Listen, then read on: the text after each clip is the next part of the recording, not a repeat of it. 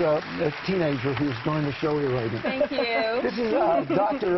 Soroya Bacchus, who has, you're an M.D. Yes. You're a psychiatrist. I just want to, people understand. Yes. You went through medical school for how many years?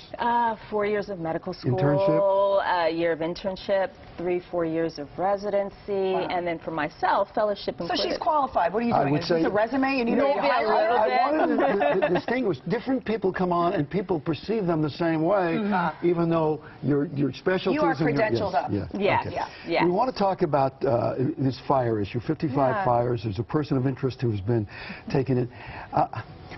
What is going on, the nature of people who need to set fires as opposed to people who set fires for insurance? Well, there's setting fires for insurance, but you're talking about a criminal act versus somebody who might actually be a pyromaniac or somebody who enjoys actually setting fires. So you get a weird thrill out of this? Out of possibly killing people? Out of not so much killing people, but destroying property. But it could and lead to killing people. It could, of course. Do they think about that? Not necessarily. You know, when this fire started, totally random? No. This is a deliberate act. Do you think he lives in this neighborhood? He very much lives in the neighborhood. He knows the neighborhood well. Well, but he's been all over the place. Yeah, but it was major in Hollywood. But he has incendiary devices. I'm hearing it's very deliberate. Doctor, I'm sorry. Let me ask a very basic question, and you give the answer here. I understand that this is almost like a form of addiction and that there's impulse control issues and that attention builds up that can only be relieved by setting fires. Yes. Would that apply to this, do you think? Yes, but there's a little bit of a difference. It's not necessarily a compulsive behavior.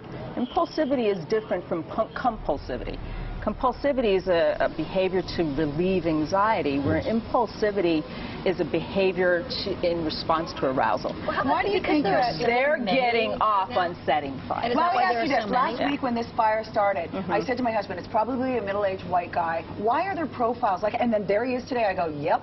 Why is that? Well, I would think more, it certainly is gender, it's gender specific, it's usually men, it's usually white men. Yeah. But you have to look at the area here. This is a very particular, very affluent, or from what I would see, people who have means and affability that you wouldn't necessarily have in other parts of LA. This is somebody who knows this area, somebody who lives there. He might be blue collar, middle class, but he knows this area well. Yeah. So your thought is this is being done out of kind of fun, not spite? It's excitation. Yeah. He enjoys setting the fire. Does he get off on the coverage of it? There's the fascination of the fire. Does he watch the coverage and love it? They leave the scene, or they might be close enough to where they're actually involved in the response. In most TV movies about it, the firebug comes back to the scene. They want to be the hero. Is that accurate? It is. Okay. They love watching the fire. They love the response, and they love participating in the response. This might be now somebody who not only knows how to set fires, but is a rescue person or somebody who's involved. Didn't that happen recently? Well, not a few years ago. That has happened many times. Yes. And there was also a guy who set fires and he killed 5 firefighters. So then it becomes murder charges. Then that's when you have arson itself as a in terms of treatment, because you treat people with addictions, is this like treating somebody who has the addiction who must gamble to relieve the tension, who must have sex to relieve the tension? Yes, but no. I mean, the first intervention here, it has to be, the behavior has to stop. And it has to be police, and it has to be legal.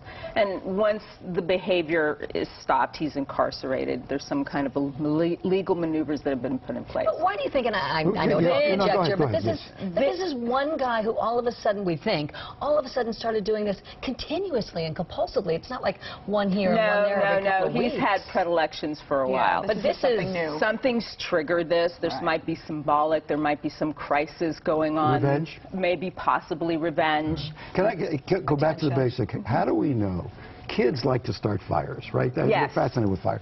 How do you know that your kid is possibly somebody who's going to suffer from this? If there's a repeat of the instances, or several. It's not normal to normalized behavior. Oh, I used to do it, it's okay. No, it's not. And in fact, when you notice your child having those behaviors, you need to make sure that their mental health professional is included in those discussions. The guy that they have as a person of interest, not quite a suspect, whatever that means, red tape, but he seems to be very proud of, like he's smiling. He was smiling at the cameras. I saw that video. He's even got a swagger. Yeah. He's pretty proud of what he's done, and he enjoys the fact that he's doing this. I agree. One of the questions that comes up in the very beginning, they thought either there were copycat people or... By the way, Shaquille O'Neal has nothing to do with it. That was just a video. Sorry, that was weird. Okay. That there were people, other people involved, because how could somebody set so many fires in disparate There might have locations? been a copycat or two, and that might have been that Inglewood fire. Right. And that's sort of this sort of a mob mentality. When one person does it, somebody else thinks they can kind of, they can, oh, I can get to jump on the bandwagon as well. The percentage of people who actually suffer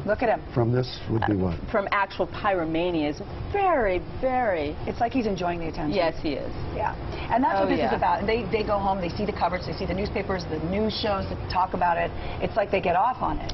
He enjoys the attention. He enjoys the fact that there is such a huge response to But is there, and this is what I don't understand when you talk about the difference between acting compulsively as opposed to impulsively. Compulsivity meaning I'm anxious and I have to do something to relieve it. I must relieve this tension. Yes. Impulsivity, I get off on doing this. It makes me feel good. I get a certain amount of gratification.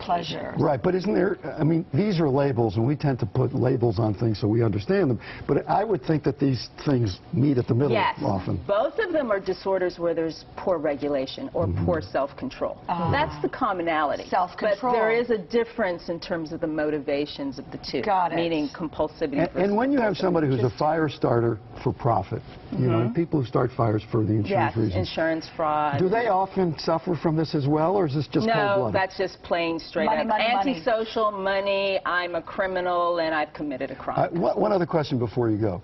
It seems like we are spending much more time and understanding on issues of addiction. Yes. Is it because we live in a world where there is more addiction, or there's just more psychiatrists? More coverage of it? I think there's just more coverage of it. It's a little bit more sensationalized. Right. I think there's always been obsessive-compulsive people, obsessive-compulsive behaviors. Addiction has always been an issue. Certainly it's increasing. And do you think shows like Celebrity Rehab are helpful, very helpful? They can be, but in some ways I think sort of instigated and maybe, well, why not divert to a pill and maybe do this, or, you know, that's a great idea. The ugly side of it. I mean, Amber Smith on the side of the floor vomiting for 2 days. I don't want to do that. You know? But does it also play to narcissism and attention? That's what I was going to say. I think it just becomes narcissism. And that can be another addiction, too. Exactly. Do you have a few extra hours in your schedule for this? I think I can hook him up. Well, you know, I can give you. Studied to be a shrink. He'll end up being R1. Yeah. I can fit you in. I can fit, I misunderstood. I can fit you in. You be the analyst, and I will be the doctor. I love that. Your credentials, 4 years of med school. Yeah. He's been here 17 years. He is my shrink. I have much more real-world experience sitting here. It's a pleasure. Come see us again, all right? It's a pleasure. Soroya Bacchus, thank you so much. By the way, your practice is in Torrance, but it's... I'm actually here in Santa Monica now. She's actually here in Santa Monica.